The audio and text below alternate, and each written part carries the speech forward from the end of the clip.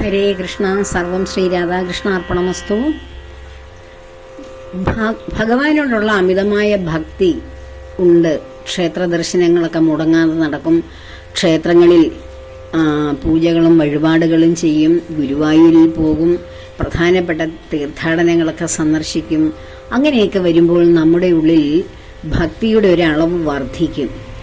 എന്നാൽ ഈ സാധാരണ ക്ഷേത്രത്തിൽ ചെന്നിട്ട് നമുക്ക് എന്തെങ്കിലുമൊക്കെ ആഗ്രഹങ്ങൾക്ക് വേണ്ടിയിട്ട് പ്രാർത്ഥന നടത്തുന്ന അല്ലെങ്കിൽ പാരായണങ്ങളോ സത്സംഗങ്ങളോ ഒക്കെ കേൾക്കുന്നവർക്കും അവരുടെ മനസ്സിൽ അവരെ ഇരിക്കുന്ന ആ അഷ്ടരാഗങ്ങളൊന്നും ദ്വേഷങ്ങൾ, മറ്റുള്ളവരോടുള്ള വിദ്വേഷം, സ്വാർത്ഥത, അമിതമായിട്ടുള്ള ആഗ്രഹങ്ങൾ, വാക്ശുദ്ധി ഇല്ലാത്ത അവസ്ഥ, അത് മനഃശുദ്ധി ഇല്ലാത്തത് കൊണ്ടാണ് വാക്കിന് ശുദ്ധി ഇല്ലാതെ വരുന്നത്. അങ്ങനെ ധാരാളം മാലിന്യങ്ങൾ പിന്നെയും നിറഞ്ഞിരിക്കുന്നതായിട്ട് കാണാം. നിത്യേന ഭാഗവതം പാരായണം ചെയ്യുകയും ഭഗവത് കഥകളിൽ മുഴുകിയിരിക്കുകയും ചെയ്യുന്ന ഒരമ്മ എനിക്കറിയാം. ആ അമ്മയുടെ മനസ്സിനെ കുറിച്ച് ചിന്തിക്കുമ്പോൾ അവിടെ എന്തെങ്കിലുമൊക്കെ വേസ്റ്റ് ആയിട്ടുള്ളത് കളയാൻ വെച്ചിരിക്കുന്ന വേസ്റ്റ് ബോക്സിൽ ഇടാൻ വെച്ചിരിക്കുന്ന സാധനങ്ങൾ പോലും മറ്റുള്ളവർക്ക് കൊടുക്കുന്നതിൽ മനസ്സില്ല, വിഷമമാണ്.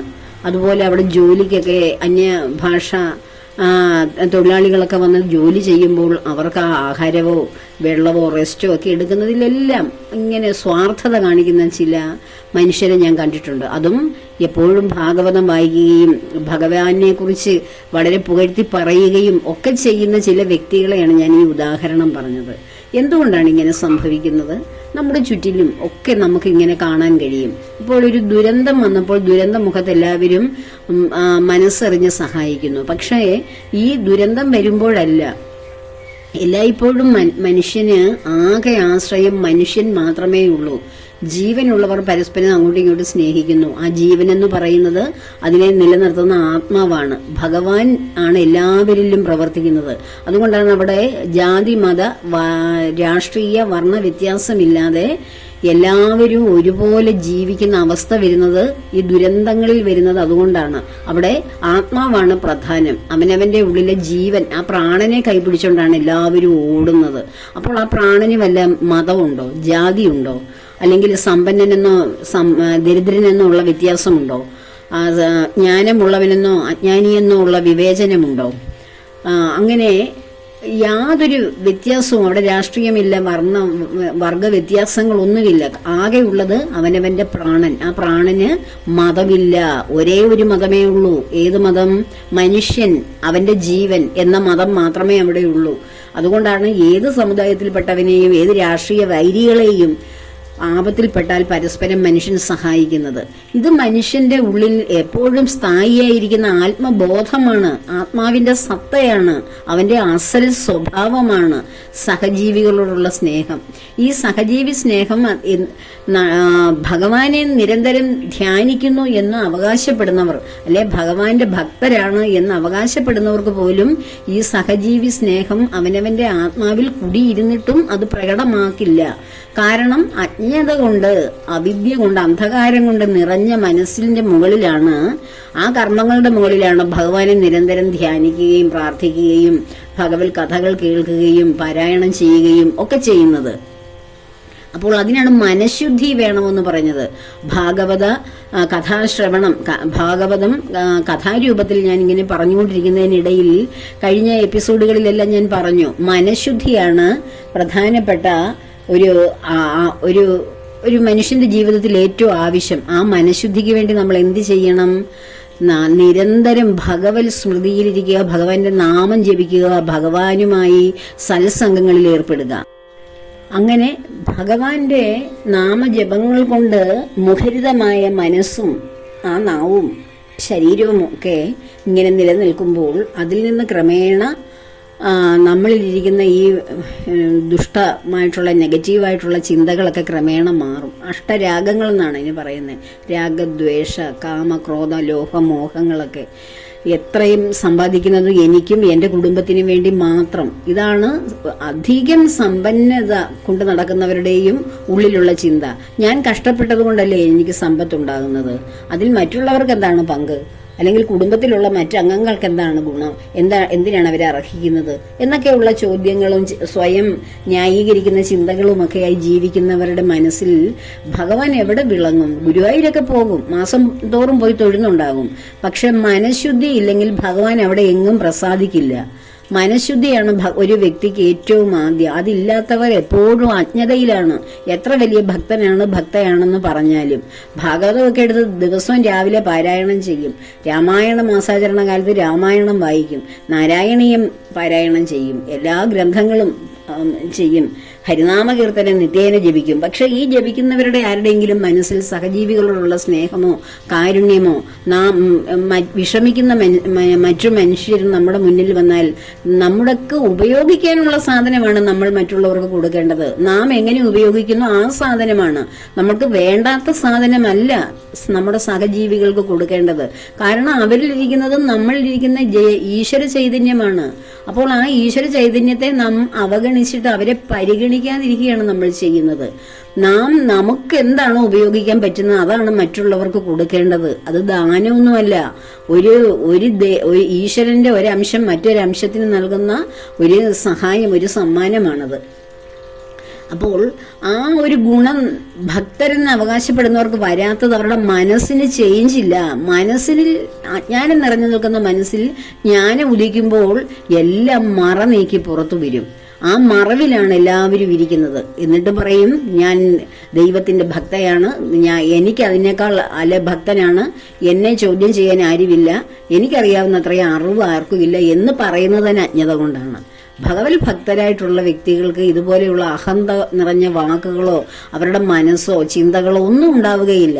അവരാരുമല്ല, ഒന്നുമല്ല.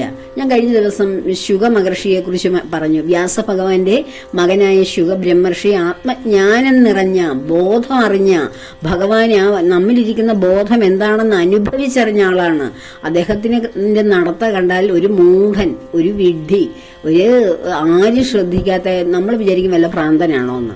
അതുപോലെയാണ് അദ്ദേഹം സഞ്ചരിക്കുന്നത്. അദ്ദേഹമാണ് 7 ദിവസം, ഇനിയും മരണത്തിന് 7 ദിവസം ബാക്കിയുള്ളപ്പോൾ പരീക്ഷിത് മഹാരാജാവിന് ജ്ഞാന ഉപദേശം, മുക്തിക്കുള്ള മാർഗം ഉപദേശിച്ച് അദ്ദേഹത്തിന് മരണഭയത്തിൽ ഓടി വന്ന പരീക്ഷത്തിന് മരണമല്ല, ജീവിതത്തിൽ ഇനി അപ്പുറത്തേക്ക് എത്ര പ്രാവശ്യം മരിച്ചാലും എനിക്കൊരു വിഷയവുമില്ല, ഏത് തക്ഷകൻ വന്ന് കടിച്ചിട്ട് പോട്ടെ, എനിക്കതിലൊരു വിഷയവുമില്ല. ഇന്ന് ആ ഗംഗാതീരത്ത് ഒരു മാളിക കെട്ടി അതിന് മുകളിൽ ഇരുന്ന് സ്വയരക്ഷയ്ക്ക് വേണ്ടി ഓടി വന്ന പരീക്ഷത്തിന്റെ മുന്നിൽ ഈ ശുഗ ബ്രഹ്മർഷിയാണ് ഇതെല്ലാം പറഞ്ഞ് കൊടുത്ത് അവസാനം പരീക്ഷിത്ത് ജീവൻ മുക്തനാകുകയാണ് ജീവിതത്തിൽ ഇരുന്നുകൊണ്ട് തന്നെ. അവിടെ മരണം സംഭവിക്കുന്നത് ശരീരത്തിന് മാത്രമാണെന്നും ഞാൻ ശരീരമല്ല എന്നുള്ള തിരിച്ചറിവ് കിട്ടുകയാണ് ആ 7 ദിവസം കൊണ്ട്. ആ ജ്ഞാനം കൊടുത്ത ആൾ പോലും ഞാനൊരു ജ്ഞാനിയാണെന്നോ അല്ലെങ്കിൽ ഞാൻ ഭഗവാനെ നിരന്തരം അനുഭവിക്കുന്ന ആളാണെന്നോ എന്നുള്ള യാതൊരു അഹങ്കാരമോ അങ്ങനെയുള്ള അഹങ്കാരം എന്നുള്ള വാക്ക് പോലും പറയാൻ പാടില്ല. കാരണം അഹം എന്ന ബോധം ഇല്ലാത്തത് കൊണ്ടാണ് അവർക്ക് ഭഗവാനെ ലഭിക്കുന്നത്. ഞാൻ കഴിഞ്ഞ ദിവസവും പറഞ്ഞു, കൊച്ചു കുട്ടികൾക്ക് അഹം എന്ന ബോധമില്ല. അതുകൊണ്ടാണ് അവർ എന്ത് ചെയ്യുന്നത്, അവർ എല്ലായ്പ്പോഴും സന്തോഷിച്ചിരിക്കുന്നത്, എല്ലാത്തിനെയും സമഭാവനയോടെ കാണുന്നത്. അവർക്ക് ജാതിമത വ്യത്യാസങ്ങളോ സമ്പന്നനെന്നോ ദരിദ്രനെന്നോ അല്ലെങ്കിൽ ആണെന്നോ പെണ്ണെന്നോ വല്ല വ്യത്യാസവും ഉണ്ടോ കുട്ടികൾക്ക്? ഇല്ല. ഇത് തന്നെയാകണം ഒരു ആത്മജ്ഞാനത്തിലേക്ക് ഇറങ്ങിത്തിരിക്കുവാൻ, എനിക്ക് ജ്ഞാനം ലഭിക്കണമെന്ന് ഇറങ്ങിത്തിരിക്കുന്ന ഓരോ ഭക്തന്റെയും ഉള്ളിലുള്ള അവസ്ഥ, അവരുടെ ചിന്താഗതി അതുപോലെ ലളിതമാകണം, നിഷ്കളങ്കമാകണം, നിഷ്കാമമാകണം. എന്ത് കിട്ടിയാലും മറ്റുള്ളവർക്ക് കൊടുക്കാൻ, എൻ്റെ കൂട്ടുകാർക്ക് കൊടുക്കാൻ എന്ന് പറഞ്ഞ് കുട്ടികൾ കരുതി വെക്കില്ലേ? അവർക്ക് ഒന്നിൽ കൂടുതൽ എന്ത് സാധനം കിട്ടിയാലും ഇതെൻ്റെ കൂട്ടുകാർക്ക് കൊടുക്കാനാണ് എന്ന് പറഞ്ഞ് അവർ സൂക്ഷിച്ച് ബാഗിനകത്ത് സൂക്ഷിച്ച് വെക്കും. സ്കൂളിൽ പോകുന്ന കുട്ടികളാണ്. അല്ല, ആ ഒരു മൈൻഡ്, ആ ഒരു മെന്റാലിറ്റി, അതാണ് നമ്മുടെ ആത്മാവിന്റെ ഗുണം. നമ്മളിരിക്കുന്ന അനേകം ഗുണങ്ങളുണ്ട്. ഭഗവാന്റെ ഗുണമെല്ലാം നമ്മുടെ ഉള്ളിലുണ്ട്. നിഷ്കളങ്കതയുണ്ട്. എല്ലാവർക്കും സഹായിക്കുവാൻ, ഷെയർ ചെയ്യാനുള്ള നമ്മുടെ ആ മനസ്സിന്റെ വ്യാപ്തി നമുക്കുണ്ട്. എല്ലാ ജീവജാലങ്ങളോടും സമഭാവന കാണിക്കുവാന് ഇഴഞ്ഞു നടക്കുന്ന ചെറിയ ചെറിയ ഒരു ഉറുമ്പിനോട് അതിനേക്കാളും നികൃഷ്ടമായിട്ടുള്ള ഉറുമ്പിനേക്കാളും നമ്മൾ നികൃഷ്ടമായിട്ട് നോക്കുന്ന പുഴുക്കളോട് പോലും ഒരു ദയ നമുക്ക് തോന്നും. അതിനോടും ഒക്കെ നമുക്കൊരു പുച്ഛമോ അല്ലെങ്കിൽ അയ്യേ എന്നുള്ള ആ ഒരു അവസ്ഥയല്ല തോന്നുന്നത്. കാരണം ആ ജന്മവും എടുത്തിട്ടാണ് നാം മനുഷ്യജന്മം എടുത്തിരിക്കുന്നത്. നമ്മൾ ഇവിടെ എന്തെല്ലാം ജീവജാലങ്ങൾ നമ്മൾ അറപ്പോടെയും വെറുപ്പോടെയും ഭയത്തോടെയും ഒക്കെ കാണുന്നുണ്ടോ, ആ ജന്മങ്ങളിലൂടെ എല്ലാം കടന്നു പോയതാണ് നമ്മളിരിക്കുന്ന ആത്മാവ്. പക്ഷെ അതിന് വല്ല അഴുക്കും പറ്റിയിട്ടുണ്ടോ? ഇല്ല, ആത്മാവിനൊരു അഴുക്കും പറ്റുകയില്ല. പിന്നെ എപ്പോഴാണ് അഴുക്ക് പറ്റിയത്? നാം മനുഷ്യനായിട്ട് വേഷമിട്ടപ്പോഴാണ്. ഈ മനുഷ്യന്റെ ആയിട്ടുള്ള ഈ ഉടുപ്പിന്റെ ഉള്ളിൽ കയറി, ഈ സ്ഥൂല ശരീരത്തിനുള്ളിൽ കയറിയപ്പോഴാണ് നമുക്ക് അഴുക്കെല്ലാം പറ്റി നാം ആരാണെന്ന് പോലും തിരിച്ചറിയാതെ നാം ഇങ്ങനെ ശരീരമാണെന്നുള്ള ബോധത്തിൽ ശരീരത്തിന് വേണ്ടി മാത്രം സുഖങ്ങൾ സന്തോഷങ്ങൾ എല്ലാം കണ്ടെത്തി ജീവിക്കുന്നത്.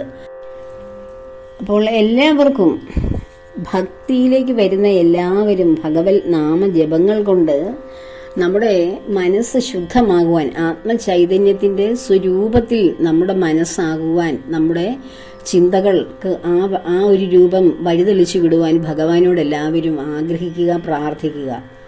ഭഗവാന്റെ ഒരു അനുഗ്രഹമുണ്ടെങ്കിൽ ഭഗവാൻ നമ്മളെ ഒന്ന് ശ്രദ്ധിക്കും. ഭഗവാനെ ശ്രദ്ധിച്ചുകൊണ്ടിരിക്കുകയാണ്.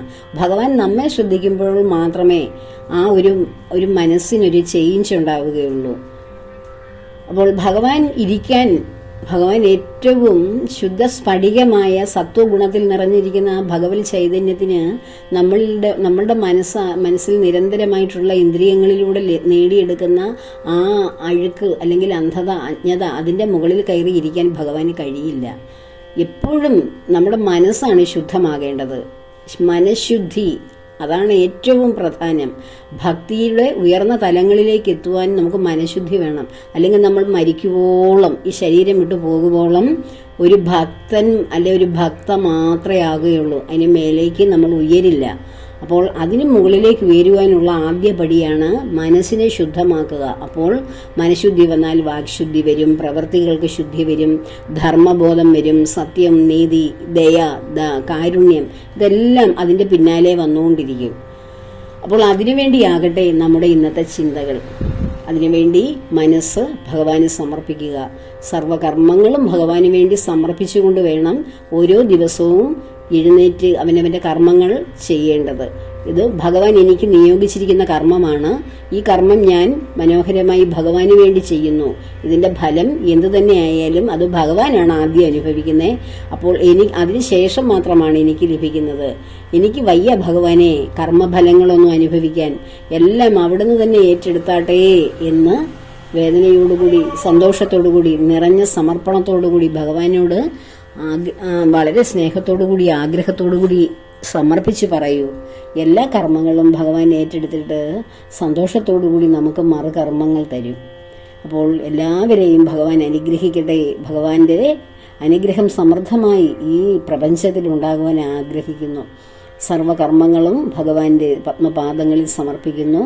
ലോകാ സമസ്ത സുഖിനോ ഭവന്തു.